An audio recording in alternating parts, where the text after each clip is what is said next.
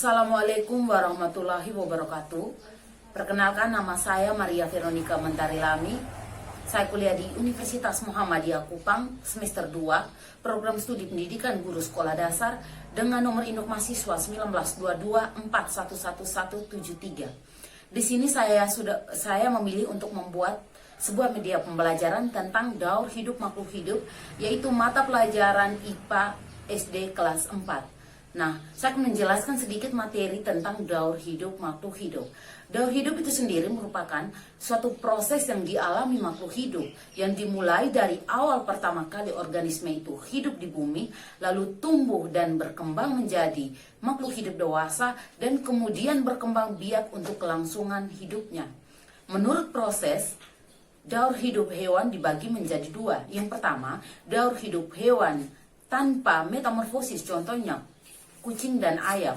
Dan yang kedua, daur hidup hewan dengan metamorfosis, contohnya kupu-kupu dan kecoa.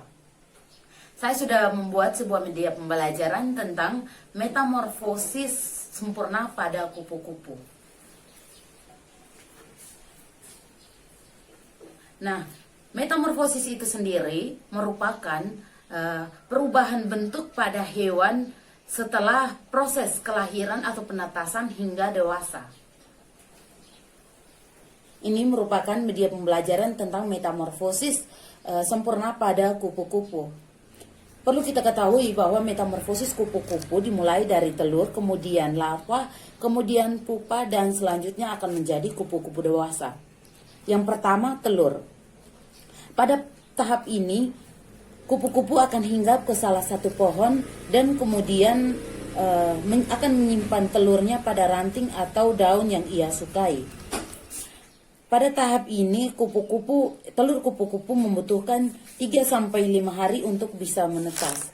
Yang kedua, larva atau ulat. Nah, setelah telur kupu-kupu tadi menetas, larva atau ulat ini akan keluar dari cangkang dan mulai mencari makan berupa dedaunan di sekitarnya. Ulat ini juga akan mengubah proses alami pergantian kulit sebanyak 5 atau 6 kali. Nah, setelah cukup makan, ia akan mencari tempat untuk menjadi kepompong. Nah, kepompong biasanya dibungkus dengan sesuatu yang berwarna coklat dan keras. Kepompong juga akan berpuasa selama 7-20 hari dengan tidak makan dan minum. Waktu kepompong ini sangat berbeda-beda tergantung spesiesnya. Setelah 7-20 hari, dia akan mengalami yang namanya imago. Imago merupakan proses kepompong yang akan berubah menjadi kupu-kupu. Yang keempat, kupu-kupu.